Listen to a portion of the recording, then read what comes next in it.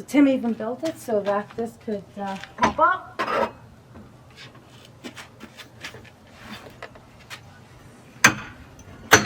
Then you have, well, We're going to start on building the platform that's going to go in here so we can sleep on the floor. We're going to have a flat floor with a couple cubbies here that we put stuff in. So to start, there's a bolt here, a bolt here, a bolt over there, 3 on the bottom, and then I'm going to take this one off so I can separate the seats. These are 18 mil and that's 13.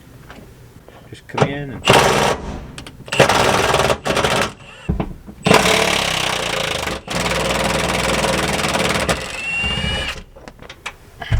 this one's a bolt. It will have to go back in so that you don't get water from outside. Next you'll need a wobbly end and an extension. The other bolt's right down here. I'm going to take this off, I guess, so I can get at that bottom one. So it's a 13 millimeter. There's one on the front here. You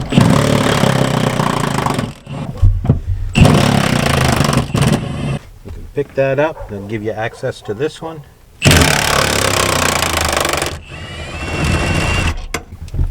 Pull it off the bolt. There's a bolt right there, and there's an elastic on this so you don't lose it down between the seats. Now we'll go around, we'll do the exact same thing. We've got the back ones, we'll get the front ones so we can tilt it back, and then we'll get the 2 that are right in here. Set the bottom up so you can get the other 2.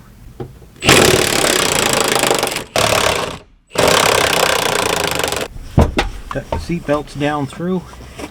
Your middle seat belt's attached, so I'm going to undo it and then I'm going to put this one right back. And I'm going to put all these back.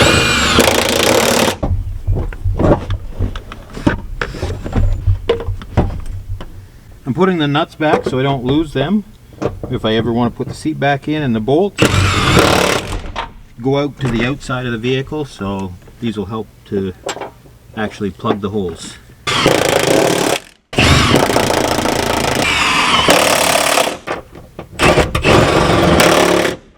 So my goal is we're going to have a platform that sits just over top of this, so this side will open, and we're going to do a cross member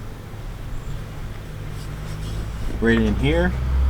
We're going to do one at the back, and then we'll have arms that come up to support it, and we'll just have a light wood base for it.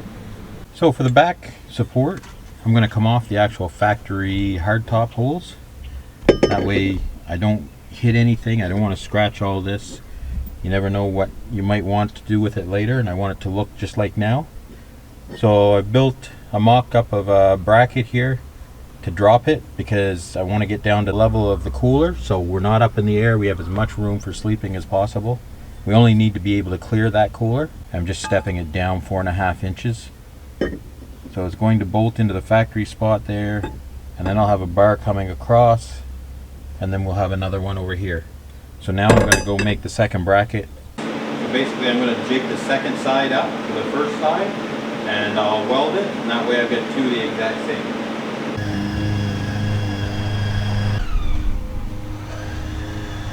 So we're coming up 11.5. That means this is getting cut right there, and right there. I'm going to mark it. So now that I get those pieces cut off, I'm just going to set them in place right here. I'm going to cinch the nuts down so I know how it sits when it's tight, and then I'll mark the next piece.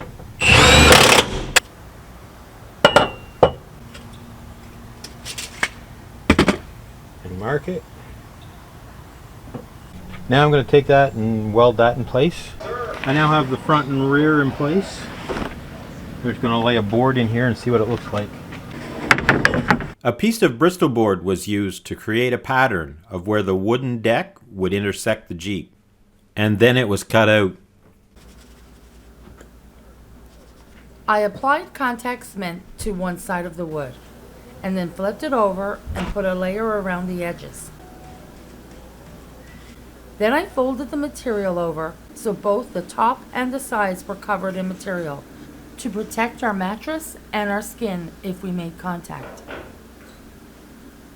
Finally, staples were used as an extra layer of securement. 2 extensions were built that will be on hinges, giving us access to what is below. I clamped them in place and then proceeded to make legs to hold them up. 2 tabs were then welded on and a hole for a bolt drilled in them and the leg also to act as a hinge when they were lifted.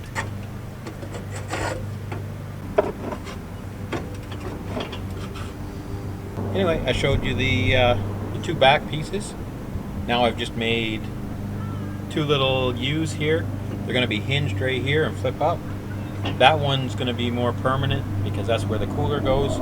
This one's going to flip up and the legs are going to come back just in case we want to put more stuff here. The whole assembly was disassembled so that the plywood could be marked and cut to fit. You will notice on the back edge that the plywood was left 1/2 inch long so that there was no binding when the hinges were mounted.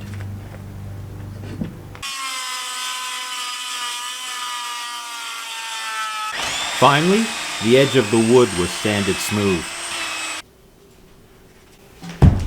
The same procedure was used again on the extensions as I used to cover the main deck.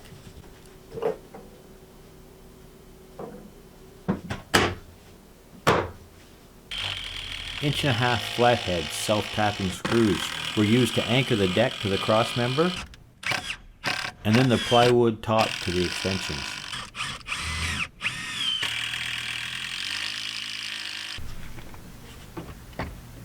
Finally, the extensions were clamped to the rear deck so that the hinges could be installed with no gaps.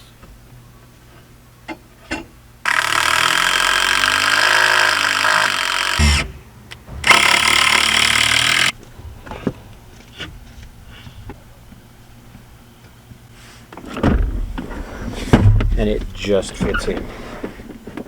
I'm going to end up cutting those legs off and have them like the other legs, I guess. I'm going to show you how we access the cooler. Tim put this little string on. He modified this leg, by the way. Tip this back, and we hook it in here, and it holds. And then we have the cooler. Now this is an electric cooler. And then we can get our stuff out of the cooler, close it back up.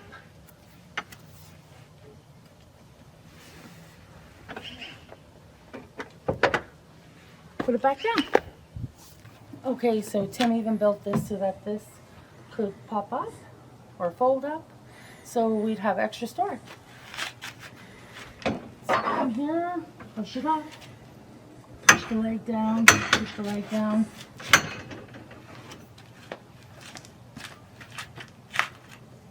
Okay, so I'm going to show you what we used. We have a futon mattress. We put a sleeping bag over the futon just for a better extra cushion, and then a sheet, and then however many blankets you want to wrap up in. Okay, so now we're going to test out Tim's masterpiece. I'll take off my shoes. We could leave them outside, or we could put them under the seat.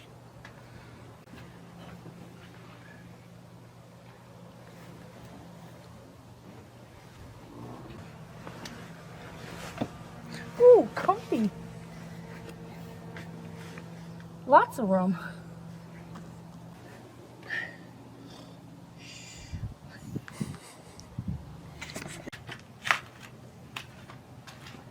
Ta-da!